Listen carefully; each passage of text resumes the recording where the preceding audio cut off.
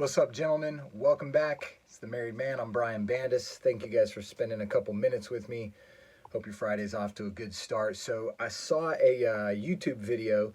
I don't even know how I stumbled upon it, and I'm just going to blatantly steal this guy's story, and I'm just telling you right up front, this is not my story, but it relates so directly to our marriages and the kind of men that we want to become, right? The kind of warrior husband that we want to become. So this rabbi said, he told the story of a guy who goes fishing, casts his line, brings in a fish, cuts it up, grills it up, eats it. The guy's like, man, I love fish. And the rabbi, or whoever the sort of voice of wisdom is, said, no, you don't love that fish. You didn't. If you loved the fish, you probably wouldn't take him out of his natural habitat, kill him, chop him up, and eat him. What you love is what the fish gives to you. You love yourself. You love how that fish makes you feel. It makes you feel full. It tastes good in your mouth, so on and so forth. So you love that fish's availability to you for your consumption, right? True love is sacrificial.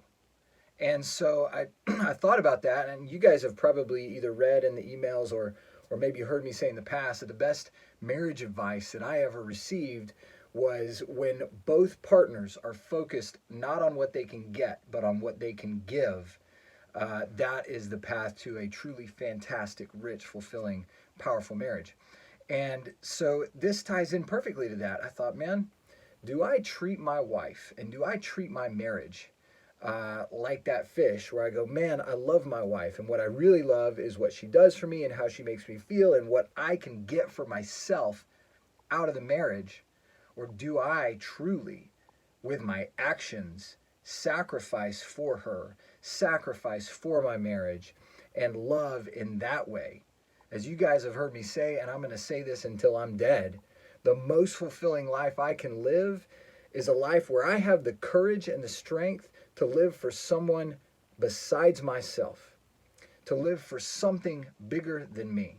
That's what makes these heroes that we admire, that's what makes them so magnificent, is that they live a life and oftentimes give their life for something other than themselves.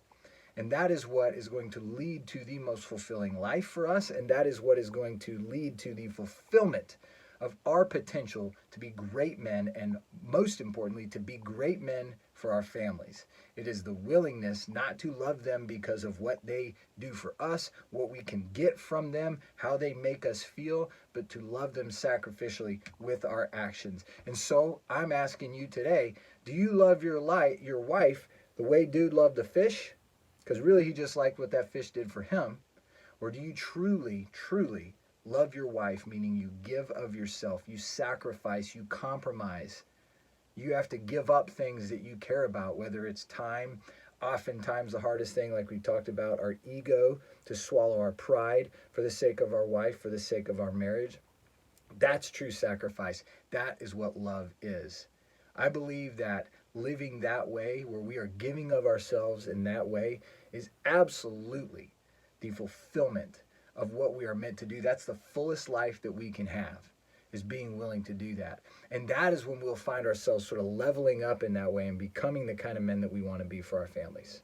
I hope that hits you the way that it hit me when I saw that video. I probably didn't tell the story as well as the cool rabbi. He had this amazing beard. But I do have a freshly buzzed, Corona buzz. So, guys, thank you for hanging out.